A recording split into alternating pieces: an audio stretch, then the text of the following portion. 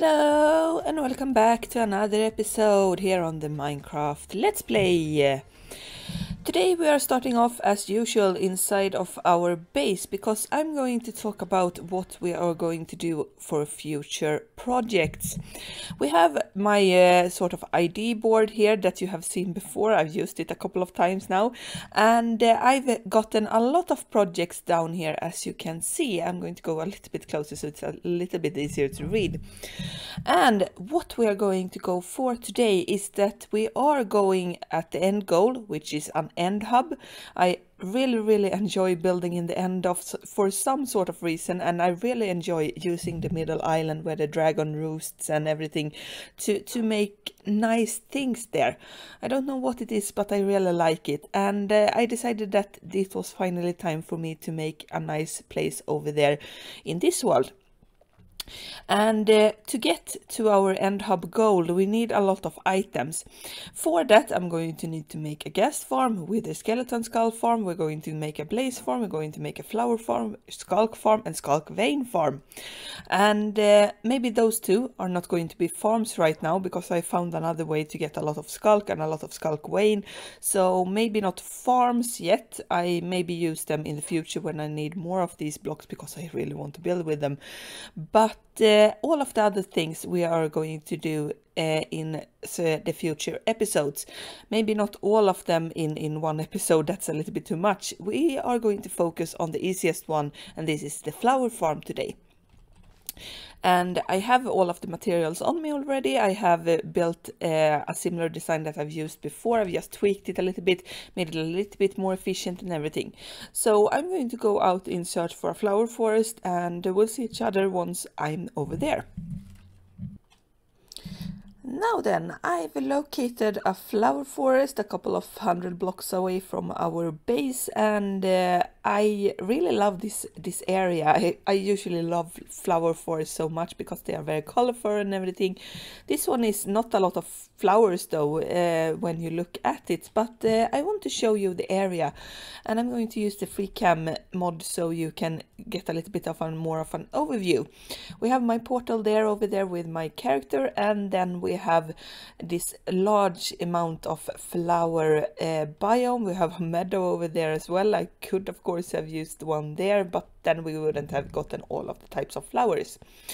So we are going to make the farm over here, and like I said, I'm going to use the design I've used before. I'm just going to tweak it a little bit, but I'm going to change it also because of the reason that the last farm I made, it was in season 1. I made it I just raised it up above all of the trees here, everything like that, and just made it because even though we are not on the ground, we can still make flowers grow because we are in a flower forest. So this time I decided that I wanted to make it look a little bit more better, a little bit more aesthetic, because it is going to be a large landmark if you would, for example, go around and fly around it, or just come across it if you would have been a traveler or something like that. So I decided that I'm going to sort of carve out the landscape instead. So we're going to remove all of the trees that we need to make. I'm going to, of course, make a small template of where I want the farm to go. And then we're also going to level the ground. So it's going to be a little bit more easier to actually build in here and build everything. And hopefully when that is done, we can actually start building the farm type. And I can show you what I mean about using the old design but tweaking it a little bit.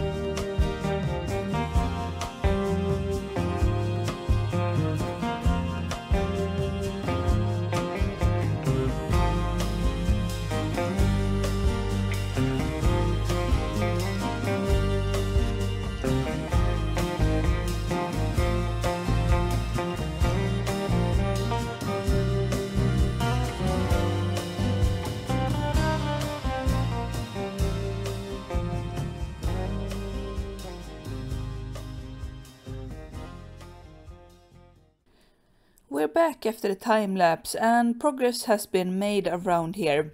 I did flatten out everything as you saw, and then we have put in more stuff. I've done even more flattening, done a lot more digging, and also put in some observers, and the azalea lives here in the middle.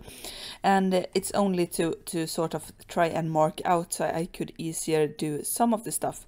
I've also put in dispensers around here, and I'm just in a moment going to go down into the underbelly of the farm here and show you guys how it's going to sort of work, even though we don't have everything inside of here yet. So what's missing then? We are of course in need of a flying machine that's going to be put here and here, of course, on both sides.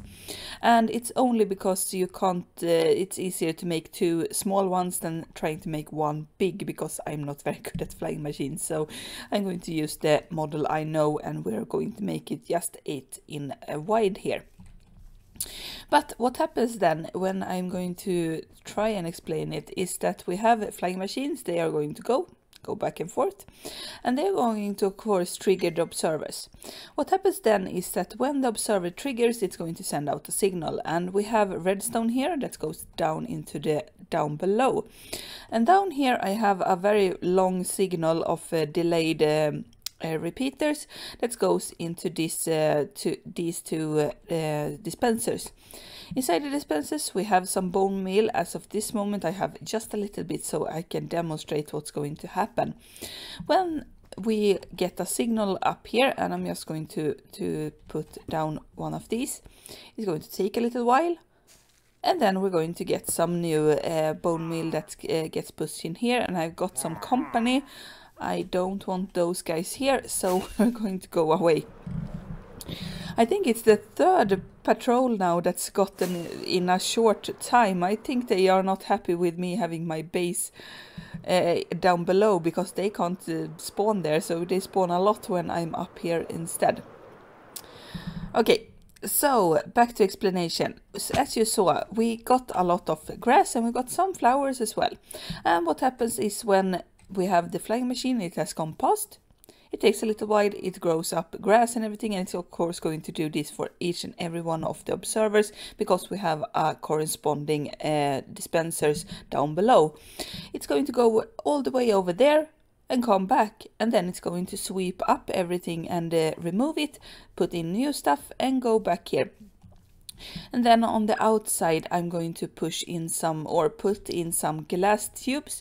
Those tubes are going to be filled with water, and those are going to push everything of the items into a collection system where we can collect all of the flowers and also get of course all of the dyes that we need, because this is of course why we need them.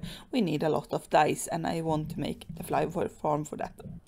Okay, so we are not finished as of yet, but I made a lot of progress and I wanted to update you guys on what's happened over here. I just built the flying machines, and I've also tested them going back and forth once, so everything works and all of the other things. I also put in some water canals that are able to of course transport all of the water, so we have a similar setup to this one over on that side, where we have water on the edges here. They send water into this middle point here that sends more water out here. Right now I have stopped the whole water thing because I haven't put in hoppers and collection systems yet, so it's a little bit of a work in progress. Some of the details needs to be done before we actually can get somewhere. So I just wanted to sort of show off what I've done so far, give you a little bit of a progress update, and I just need to sleep before we actually continue on, because otherwise this place gets filled with mobs that are out for hitting and destroying my work. So back to here, we have similar or not similar, same thing as I explained. It goes over, it works very, very fine. So I'm actually going to turn this on and turn that on as well, and not push the furnace. Instead we do that, and you can see how it goes into action here. with everything that goes on. And why I also have this large of a delay on the observers sending the signal to the dispensers is that when I tested it out in the creative world, the flying machines were like on the next spot, like over here, when they sent out the signal. And when that happened, then the dispensers only got like half of the area where they could dispense out grass and flowers and everything. So to maximize the area where they can actually grow out stuff, I decided that I wanted to have sort of the flying machine going a little bit further. So that's why we have changed it up, so it's a little bit better distributed, so we get the maximum amount of coverage. Since, as you can see here, we get a lot of grass, but not that many flowers actually. We get a little bit of it, of course, and that's what we are after, and it's automatic, so it works fine. The only thing that I also noticed after actually walking along here and looking at all of the flowers, we don't get any blue flowers in here. We get a lot of the different type of stuff. Otherwise, we have the tulips, we have I think that's also our bluets. We have, of course, the purple ones that I've forgotten the name of right now, and we have all sorts of different colors here. But I'm missing these ones, the cornflowers, the blue ones, and I thought that I would get them in getting this large of an area, but I haven't. So to get to these blue flowers that I am actually in need of, because it's blue and green I need from my sort of farms into future projects. So I'm going to make something similar to this with a patch of blue flowers, and I think maybe if I can show you guys that I think we have over here, if I'm not mistaken, I can be, probably is, because over here in the meadow biome we have the purple ones and we have the azure bluets. So maybe I thought that the blue flowers would grow there as well, so I have to find a patch of blue flowers. For example, over here could be a good one, where we can make a smaller type of farm which takes care of getting all of the other types of flowers, so we don't miss out on those, because as I said, I really need the blue ones. It's the whole reason almost for me making the farm in the first place. A little bit of a mishap in me missing out on where the blue flowers were growing. So I'm going to finish up the farm a little bit, finish the sorting system, finish up a little bit more of redstone touches, and maybe also get into actually building a small flower farm for the blue flowers, so we can get those as well. But we'll see each other in just a few seconds for you guys, and I will be hopefully finished with everything in this area. So our farm is finished, and also the second farm I had to make the blue flowers. I'm just going to in a moment demonstrate both farms so you can see them in action, both of them, but I just wanted to, as always, explain a little bit what I have done in between clips now. So this farm here is very simple. It's very crude redstone as well. I haven't even bothered to try and make it look nice. I just put it down and yeah, made the same thing I did in my creative world, because I had to go there before I actually tried out anything. So down below, around this spot here, I have two dispensers, same design as over there, where I have bone meal in them, and they are going to produce some flowers. And of course this was a patch filled with blue cornflowers, and these flowers as well that I forgot the name of. Oxidaceous, there was. So those flowers are being produced a lot over here, where they can give me the both, I think it's gray dye you get, or light gray dye you get from oxidaceous. It's not white, I don't think, even though they should probably be that because they are white flowers, but yeah.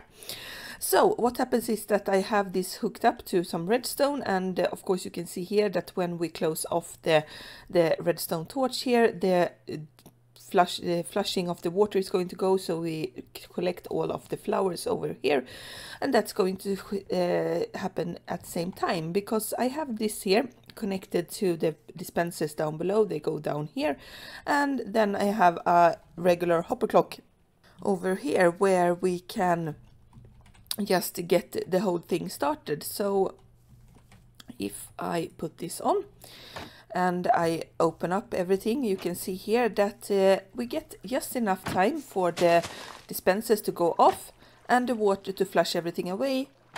It opens again, we get a lot of flowers.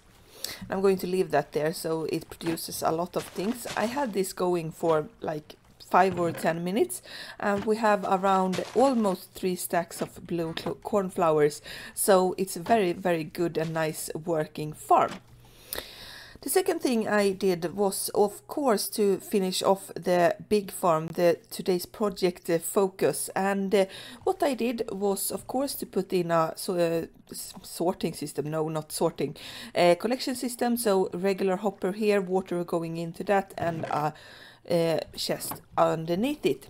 And then I made a control switch to make the flying machines go off at the same time. So I have a redstone torch here that's sort of in place of the lever that was on the other side of the furnace there, and it sends out a signal, and of course you can see here how it works.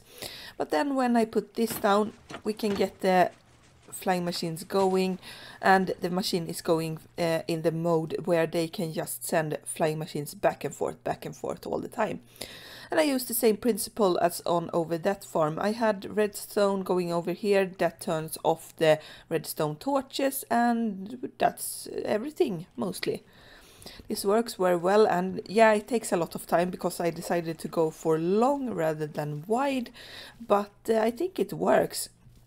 It's very nice and sort of nice to look at as well, since it's so in sync with each other and working in tandem. So I really love this farm, even though it's very simple and not at all like complicated or looking that nice. I could probably have done more to make it look a little bit better, but I decided to make it simple, since we are going to make a lot of farms in future episodes, and those are going to be much more complicated than this one, so I'm going to focus on those instead.